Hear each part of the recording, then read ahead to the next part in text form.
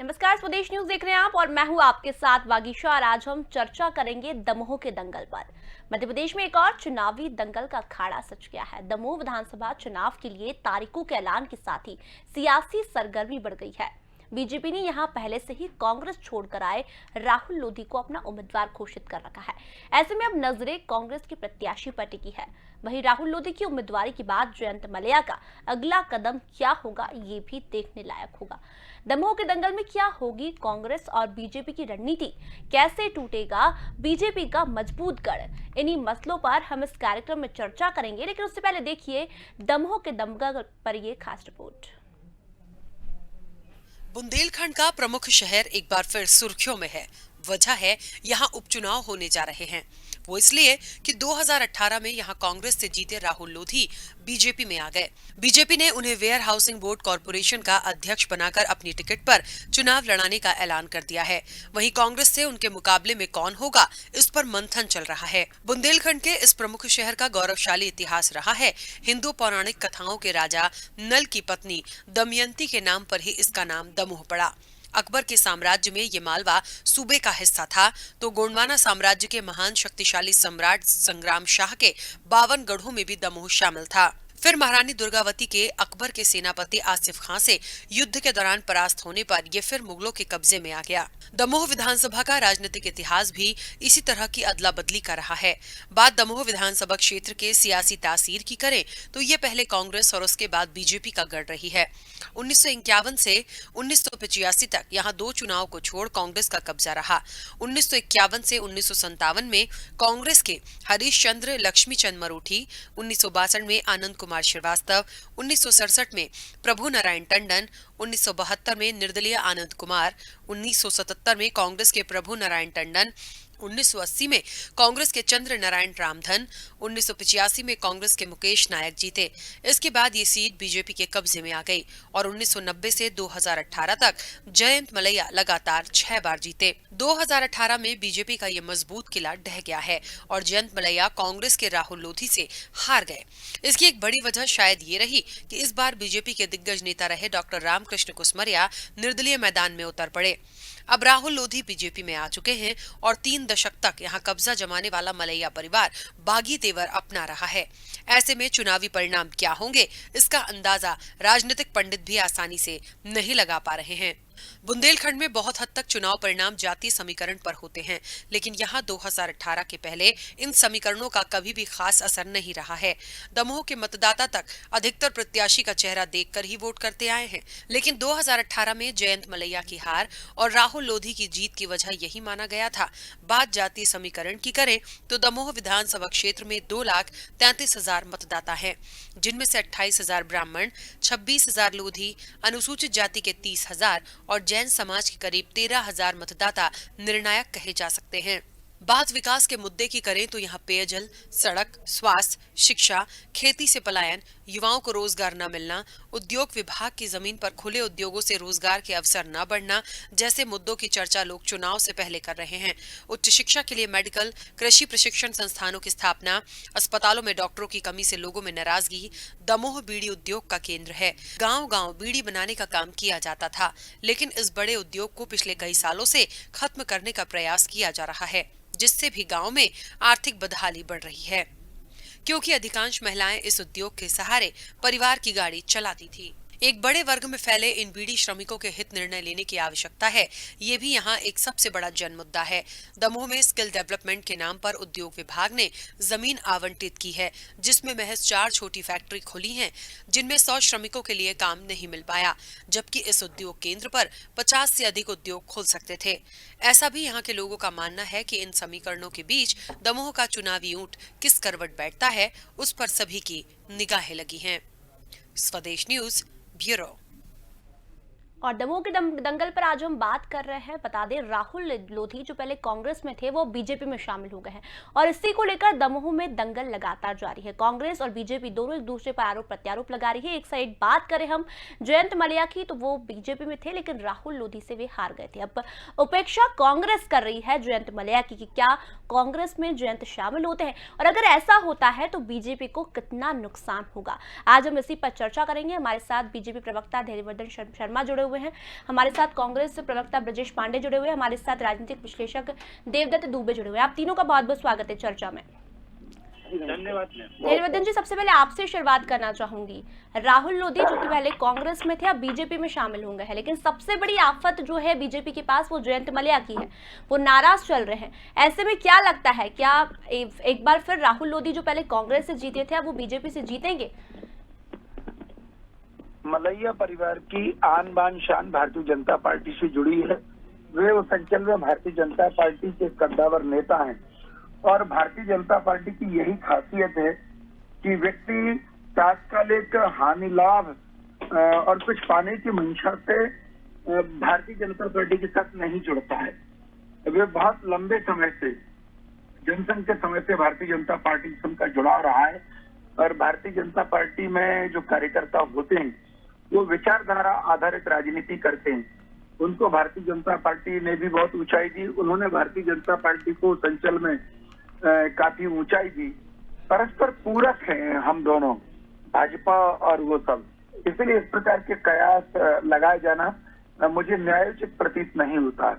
रही बात उपचुनाव के परिणाम की, तो अभी उपचुनाव निपटे हैं, तब भी कांग्रेस ने तमाम प्रकार के दावे किए थे और कांग्रेस ने तो मीडिया के विद्वान और जानकार लोगों को भी भ्रमित करने में कोई कसर नहीं छोड़ी थी। इस तरह सिद्ध करते थे राजधानी में बैठ करके कि मानो 75% सीट कांग्रेस जीतने जा रही है और परिणाम इसके उलट आया।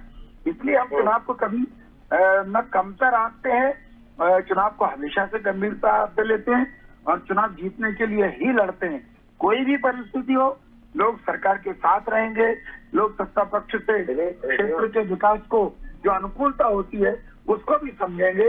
इसलिए चुनाव तो भारतीय जनता पार्टी ही जीतेगी। जनता हमारे साथ आशीर्वाद देने के लिए। लेकिन देववर्धन जी, सवाल ये है कि जिस जयंत मलैया ने 3 दशक तक दमोह को बीजेपी का गढ़ बनाए रखा, 6 बार वे जीते, अब राहुल लोधी इतने प्यारे हो गए कि आपने जयंत मलैया को दरकिनार कर दिया। क्या ये राजनीति बीजेपी की है? देखिए, राजनीति में तात्कालिक परिस्थितियां कई निर्णय करा देती है। उन परिस्थितियों के आधार पर किसी की उपेक्षा का भाव, किसी के सम्मान में कोई कमी है, ऐसा निष्कर्ष निकाला जाना कदापि उचित नहीं है। और विशेषकर आज जिनकी बात कर रहे हैं वो मूर्धन्य परिवार है, बहुत राजनीति का समझदार परिवार है और वो भारतीय जनता पार्टी में उनकी गहरी जड़ें हैं।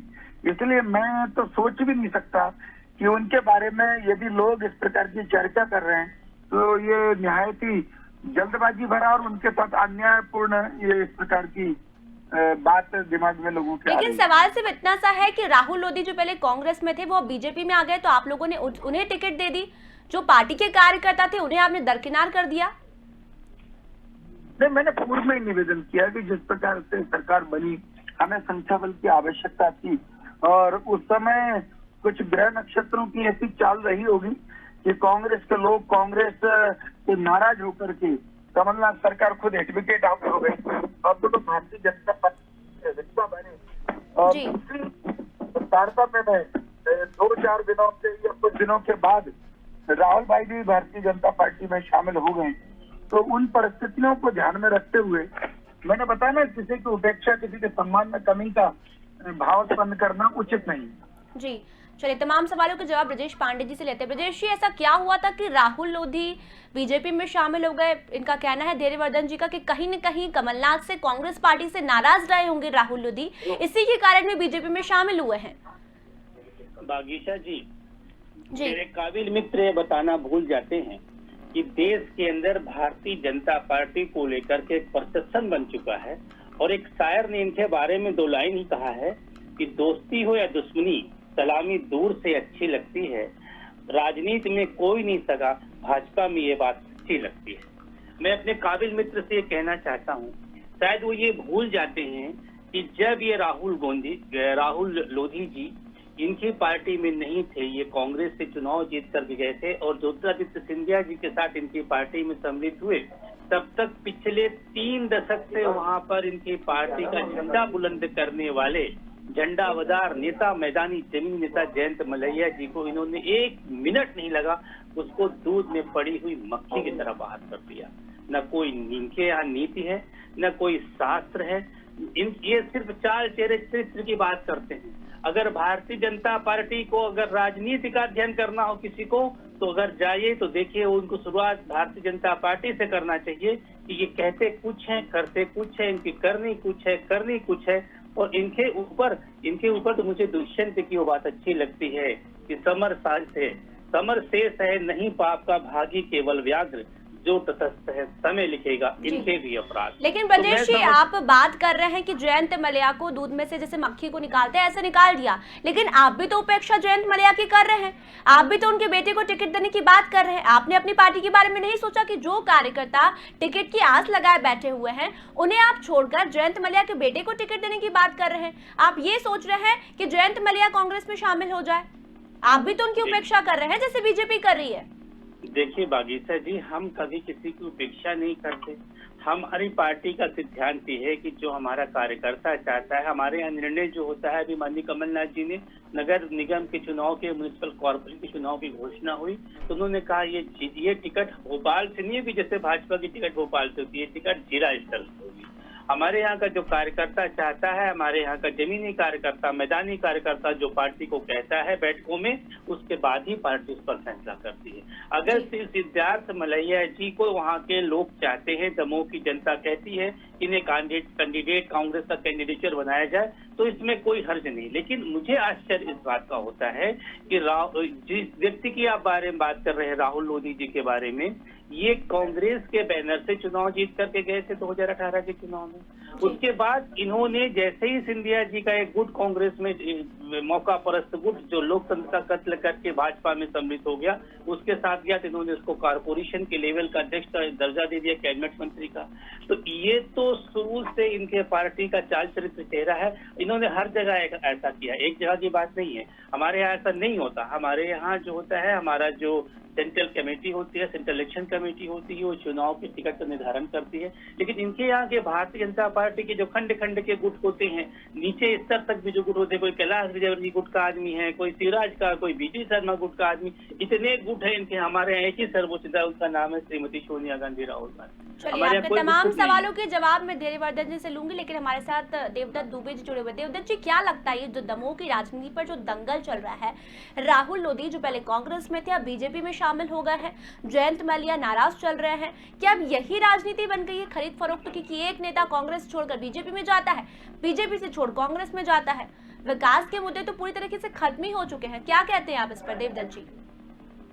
देखिए, जिस तरह से देश की राजनीति में दल बदल का दौर हुआ है, उसका असर मध्य प्रदेश में भी हो गया है। 2018 के विधानसभा चुनाव के पहले घाटी के भाजपाई रामकृष्ण कुसमरिया पार्टी छोड़कर चले गए। इसी तरह धीरज पटेलिया जो युवा मोर्चा के प्रदेश अध्यक्ष थे, वो जबलपुर से निर्दलीय लड़े। संजय शर्मा कांग्रेस के टिकट पर लड़े, और उसके बाद जब सरकार बनी कांग्रेस की और 22 विधायक सिंधिया के साथ, और फिर जाके 28 पर ये संख्या रुकी, तो मुझे लगता है दलीय निष्ठाएं टूट चुकी हैं। इसके लिए व्यक्ति कम जिम्मेदार है, राजनीतिक दल ज्यादा जिम्मेवार मुझे नजर आते हैं, जिन्होंने जब जिसकी सत्ता हुई और तोड़ फोड़ करके अपनी सत्ता को स्थायित्व प्राप्त करने के लिए दल बदल को बढ़ावा दिया। अब जैसा किया है वैसा राजनीतिक दलों को सामने करना पड़ेगा। अब व्यक्ति के सामने जो जीवन भर जो काम करता है, उम्र के आखिरी पड़ाव में वो कौन सा काम करेगा? अब जयंत मलैया कोई नया व्यवसाय नहीं शुरू कर सकते, या उनके बेटे को क्या उत्तराधिकारी कैसे नहीं वो बनाएंगे? आप देखिए, डॉक्टर का बेटा डॉक्टर बन सकता है, वकील का बेटा वकील बन सकता है, पत्रकार का बेटा भी पत्रकार बन सकता है, लेकिन क्या राजनेता का बेटा क्यों नहीं राजनीति कर सकता? क्योंकि वो बचपन से ही जिस काम को देखता है, और फिर जो लोग जुड़े होते हैं व्यक्तिगत तौर पर पार्टी के अलावा, वो कहाँ जाएंगे? यदि आज हम मलैया जी राजनीति से बाहर हो जाते हैं तो 40 सालों से वो सक्रिय राजनीति में है, तो उनसे जुड़े हुए लोग कहाँ जाएंगे? ये जयंत मलैया के सामने की सुविधा है जी। तो कुल मिला के जो दलीय निष्ठाओं की बात करें, अब चुकी है, समर्थकों का दबाव रहता है, और अब राजनीति में कब कौन कहाँ चला जाए कुछ नहीं कहा जा सकता, क्योंकि ये पैटर्न अब बदल गया है। एक जमाना था जब बीजेपी में 2 सांसद हुआ करते थे, या यार खाता भी नहीं खुलता था, लेकिन लोग अब की बारी अटल बिहारी का नारा लगाते हुए निष्ठाओं से जुड़े थे। पार्टी में चाल चरित्र चेहरे की बात थी, लेकिन धीरे धीरे पार्टी भी अपने व्यापक रूप को लेती गई और उसमें भी वो जो राजनीति में चीजें आती हैं वो उसमें भी आ गई। और अब ये प्रदेश में एक तरह से मुझे लगता है कि ये तीसरे विकल्प के अंकुर फूटने का समय राजनीतिक ध्रुवीकरण चल रहा है। लोग कभी बीजेपी से परेशान होकर कांग्रेस को चुनते हैं और कभी कांग्रेस से परेशान होकर बीजेपी को चुनते हैं। जिन जिन राज्यों में तीसरे दल का उदय हुआ है वहाँ लगातार उनकी सरकारें बन रही हैं। तो मुझे लगता है कि यदि यही पैटर्न रहा या तो फिर दलों को अपना पैटर्न सुधारना पड़ेगा कि पार्टी जो निष्ठावान है उनको तवज्जो देने पड़ेगी और उनका मान सम्मान रखना पड़ेगा, तब जाके कहीं होगा। यदि केवल और केवल हम सत्ता बचाने के लिए ये समझौते करेंगे तो फिर वो निष्ठा, आप जिस निष्ठा की अपेक्षा करते हो कार्यकर्ता से, नेता से, वो पार्टी को भी निष्ठा दिखानी पड़ेगी। आखिर इस समय कोई मजबूरी नहीं थी कि राहुल गांधी को आप भाजपा में लाएं या कांग्रेस में लाएं और उनको ज्वाइन करवाएं, क्योंकि उस समय कोई 1-2 सीट का बहुमत का भी संकट नहीं था। जिस समय राहुल मोदी को लाए हैं ये कांग्रेस में, उस समय बीजेपी में कांग्रेस, उस समय बीजेपी के पास में संकट नहीं था कि एक वोट से सरकार कर रही, जबकि वहाँ तपे तपाए नेता और जो वर्षों से काम कर रहे हैं जयंत मलैया, उनके पास नेतृत्व था। तो मुझे लगता है अभी बहुत समीकरण बनेंगे, बिगड़ेंगे।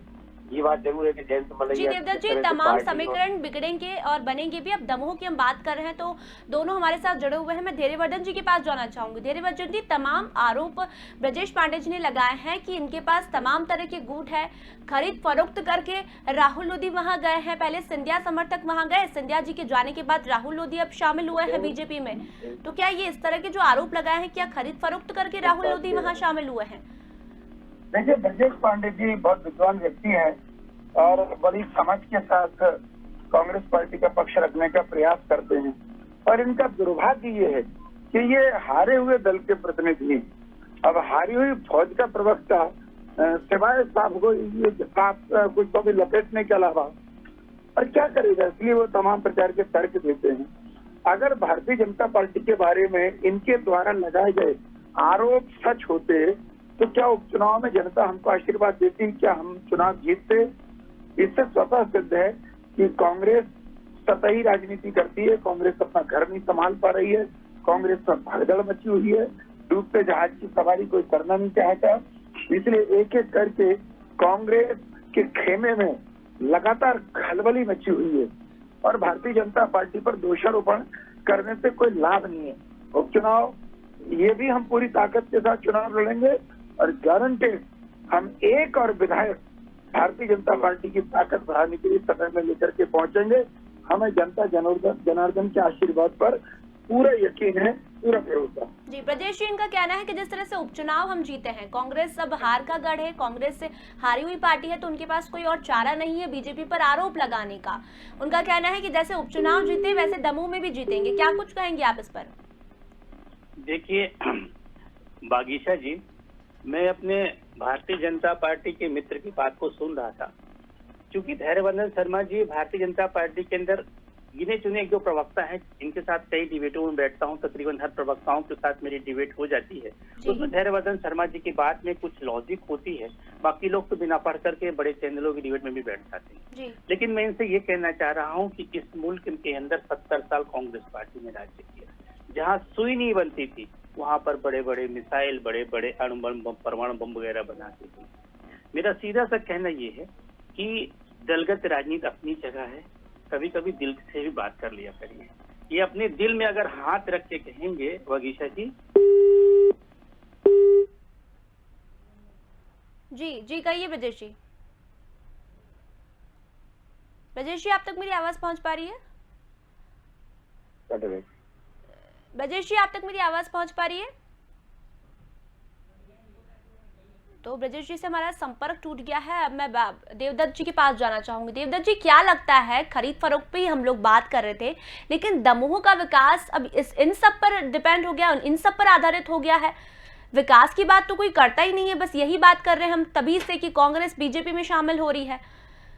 जयंत मलैया का एक बड़ा सवाल मैं आपसे पूछना चाहूंगी कि जिस तरह से राहुल लोधी पहले कांग्रेस से जीते, फिर बीजेपी में शामिल हुए और बीजेपी ने उन्हें टिकट दिया, अब क्या लगता है जयंत मलैया की जो नाराजगी है वो कहीं ना कहीं नुकसान पहुंचाएगी बीजेपी को? देखिए, जो स्वाभाविक रूप से जो व्यक्ति पिछले 20-33 साल से क्षेत्र का प्रतिनिधित्व कर रहा हो और एक कंपैरेटिवली अंतर भी लोगों ने, दमोह के लोगों ने 1.5-2 सालों में देख लिया उनके चुनाव हारने के बाद। जयंत मलैया की आज जो मजबूती है या आज लोग जो डिमांड कर रहे हैं वो यही है कि वो व्यक्तिगत स्तर पर भी लोगों की मदद करते थे, जो भी भोपाल आते थे उनका इलाज कराते थे।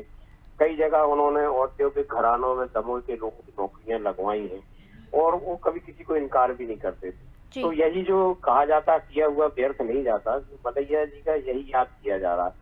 लेकिन वो पार्टी से बंधे हुए हैं, उनके पिताजी बीजेपी में रहे, वो बीजेपी में, उनकी पत्नी पदाधिकारी रही, बेटा भी बीजेपी में है। तो ये अभी कहना जल्दबाजी होगी कि वो किसी तरह का निर्णय लेंगे। वो भाजपा से बंधे हुए, बस उन पर कार्यकर्ताओं का और उनके समर्थकों का जरूर दबाव है कि वो या तो निर्दलीय लड़े या कांग्रेस से लड़े। अब ये पार्टी परिस्थितियों के ऊपर निर्भर करती है कि कांग्रेस कितना उनको मना पाती है या जनता कितना दबाव डाल पाती है। अभी तो जयंत मलैया ने जो वहाँ विकास कार्य पिछले अपने कार्यकाल में कराए हैं, उनके उदाहरण को उनके समर्थक दे रहे हैं और कांग्रेस गवर्नमेंट में क्या हुआ 2 सालों में वो भी लोग बता रहे हैं। ये यदि कांग्रेस प्रत्याशी चेंज करती है, उसके पास राहुल विधायक थे वो बीजेपी में चले गए, अब कांग्रेस के पास प्रत्याशी की सबसे बड़ा टोटा है वहाँ मध्य प्रदेश दमोह में। और वहाँ अब जो नाम आ रहे हैं उसमें अजय टंडन और मुकेश नायक के नाम आ रहे हैं। तो ये दोनों लोग वहाँ से लड़ चुके हैं और चुनाव हार चुके हैं, लेकिन एक लंबा गैप हो गया है मुकेश नायक को दमोह पवई में जाकर। तो अब थोड़ा सा उनका जी देवजत जी, मैं आपको बीच में रोकना चाहूंगी। हमारे साथ ब्रजेश जी फिर से जुड़े हो। ब्रजेश जी, आप कुछ कह रहे थे, मैं आपसे सवाल करना चाहूंगी कि 1990 से आप लोग हार का ही सामना कर रहे हैं और ऐसे में जो जयंत मलैया राहुल लोधी से हारे हुए हैं, अब उनके बेटे को आप लोग टिकट देने जा रहे हैं, तो क्या लगता है क्या जीत आपके खाते में आएगी वहां से, दमोह से? क्योंकि बीजेपी भी लगातार दावे कर रही है कि दमोह से अब बीजेपी ही आनी है। जिस तरह से उपचुनाव में जीते, ऐसे दमोह में भी अब जीतेंगे। देखिए बागीशा जी, सबसे महत्वपूर्ण बात यह है कि घोड़े की रेस हो चाहे राजनीति की रेस हो, यहाँ पर जब प्रतिस्पर्धा होती है तो ये नहीं होता है कि जो है हमारा घोड़ा किसी तरह से कमजोर होगा। भारतीय जनता पार्टी ने अगर राहुल लोधी को वहाँ का प्रत्याशी बनाया है, जिसके नाम पर भारतीय जनता पार्टी की चुनाव समिति ने फैसला कर दिया है, शिवराज सिंह जी, बीडी शर्मा ने भी मोहर लगा दी है, मैं समझता हूँ ये उनका प्रत्याशी हो चुके हैं। लेकिन मैं इनसे एक ही सवाल करना चाह रहा हूं और बार बार इनको बड़ी ताकत से और निष्ठा से पूछना चाहता हूं, धैर्यवर्धन जी से। मुझे लगता है वो इस सवाल का जवाब देंगे क्योंकि वो काबिल प्रवक्ता है बीजेपी के, कि आप अपने दिल में हाथ रख के पूछिए और क्या पूछिए, क्या नैतिकता यही कहती है? क्या नैतिकता आपकी ये नहीं कहती कि 6 बार के जीते हुए व्यक्ति को, जयंत मलैया को, आप वहां से टिकट देते? आपने सिंधिया जी के कोटे से कोई आदमी आया है, उसको रातों रात स्टार बना दिया, उसको आपने वहां पर वेयर हाउसिंग कारपोरेशन का चेयरमैन बना दिया, कैबिनेट मंत्री का दर्जा होता है स्टेट के अंदर। तो इन सब चीजों से हट करके जो आदमी 6 बार से जीत रहा हो, अच्छा लीडरशिप दे रहा हो, मंत्री रहा हो मध्य प्रदेश सरकार में, उसके दामन में कोई दाग नहीं है, तो मैं समझता हूँ उन पर अजमाना चाहिए था। खैर ये उनके पार्टी का मैटर, उस पर नहीं बोलूंगा, लेकिन मैं इतना ही कहना चाहूंगा, आज मध्य प्रदेश की 7.5 करोड़ जनता शिवराज सिंह जी की वादा खिलाफी और रोज का रोज नए नए जो घोषणा करते हैं, उनसे सवाल पूछना चाहती है कि आपने मध्य प्रदेश में कितने बेरोजगारों के रोजगार दूर कर दिए। 15 साल का वो कार्यकाल और 1 साल का ये कार्यकाल बता दीजिए, आपने कितने लोगों को, शिक्षित बेरोजगारों को रोजगार दे दिया, कितनी महिला उत्पीड़न की समस्याएं सॉल्व कर दिया। आज मध्य प्रदेश क्राइम के मामले में देश में नंबर 1 है।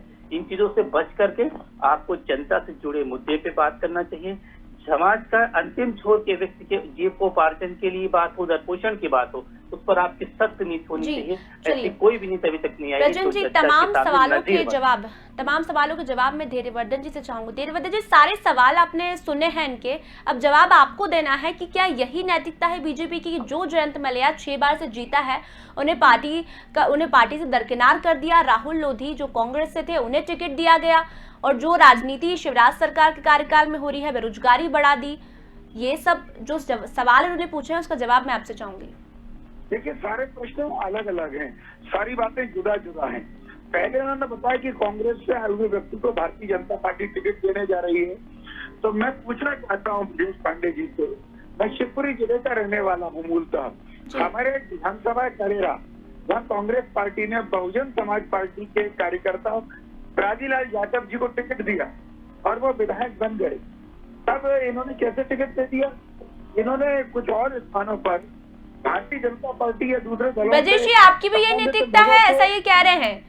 दूसरे लोगों को टिकट दिया। देखिए बागीशा, कहाँ चली गई? ये अपनी बात कर रहे हैं, फिर मैं अपनी बात करूँ। जी कहिए देवीवर्धन जी, कहिए। जी, मैं यही कह रहा हूँ कि राजनीति में तमाम तात्कालिक निर्णय परिस्थिति जन्य होते हैं। मैंने बताया ना कि जिस प्रकार से भारतीय जनता पार्टी की सरकार अचानक से बनी, भाग्यवश बनी या कांग्रेस के दुर्भाग्य से बनी, हमने कोई प्रयास नहीं किए थे। ये सरकार संभालने में नाकामयाब रहे। इन्होंने एक कद्दावर नेता का, जो कांग्रेस की कैंपेनिंग कमेटी के 2 बार चेयरमैन रहे, उनके साथ दुर्व्यवहार किया। चलिए देवीवर्धन जी और विजेश जी, समय बहुत कम है, मैं आप दोनों से सवाल करती हूँ। विजेश जी, पहले आपके पास आना चाहूंगी। आपने तमाम आरोप इन पर लगाए, लेकिन दमोह में जब कांग्रेस उतरी है तो क्या कुछ विकास के मुद्दे कांग्रेस के पास रहने वाले हैं? बिल्कुल बिल्कुल बागीशा जी, और मैं आपको आश्वस्त करना चाहता हूं कि कांग्रेस पार्टी का एक सूत्री एजेंडा है, हमारे पार्टी की सर्वोच्च नेता सोनिया गांधी जी का, राहुल गांधी जी का। हम विकास के मूल मंत्र पे ही काम करते हैं। पर चूंकि धैर्यवर्धन शर्मा जी ने मेरे सवाल का प्रत्युत्तर किया, काउंटर किया, तो मैं उनको 2 लाइन की चौपाई में जरूर अर्ज करूंगा। अरण्यकांड में रामचरितमानस की बहुत अच्छी बात तुलसीदास जी ने लिखा है, कहा है कि राजनीति बिन धन बिन धर्मा, हरहि समय बिन सत्कर्मा, अविद्या बिन विवेक उपजाए, श्रम फल पढ़े किए अरु पाए, संग तेज सी कुमंत्र ते राजा, मान ते ज्ञान पान में लाजा, अप्रीत प्रणय बिन वद ते गुनी, नाशे ही बेग नीति अशुनी। मेरा कहना ये उस समय का है जब खरदूषण जो है, शूर्पणखा का जो हादसा होता है, उनके साथ जो नाक कान कटता है, ये सारी बातें जाकर के वो शूर्पणखा वहाँ कहती है।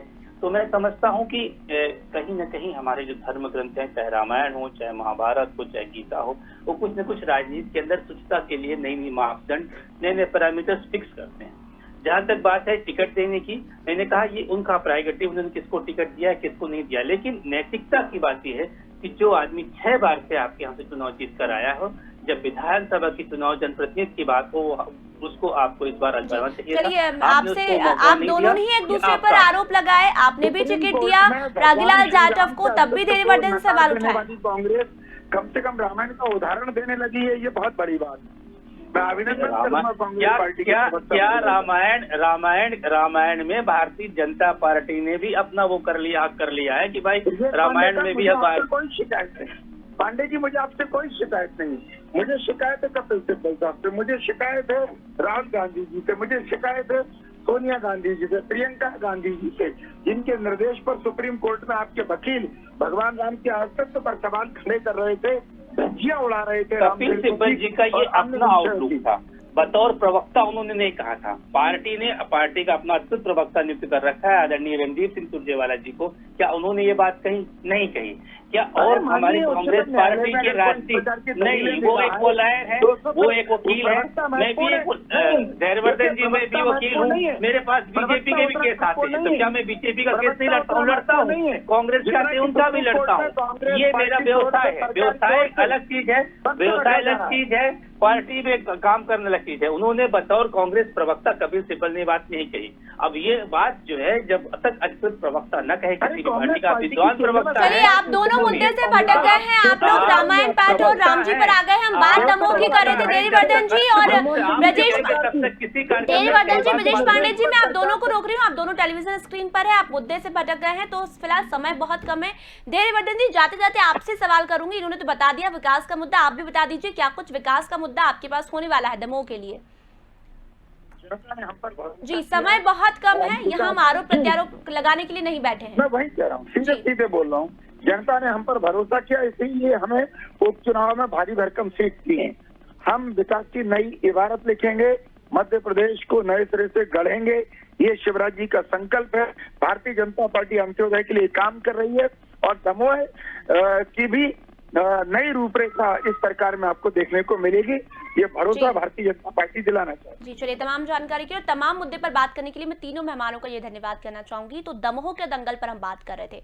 दमोह का दंगल अब क्या कुछ नया मोड़ लेगा? जो राहुल लोधी पहले कांग्रेस में थे वो अब बीजेपी में शामिल हो गए हैं। जयंत मलैया को दरकिनार कर दिया है, लेकिन कांग्रेस भी अब जयंत मलैया की उपेक्षा कर रही है, उनके बेटे को टिकट देने की बात कर रही है। अब देखना होगा कि दमोह के दंगल में किसकी जीत होती है, बीजेपी की या कांग्रेस की, ये देखने वाली बात होगी। तो फिलहाल अभी के लिए इतना ही, जल्दी लौटेंगे, तब तक बने रहिए स्वदेश न्यूज के साथ।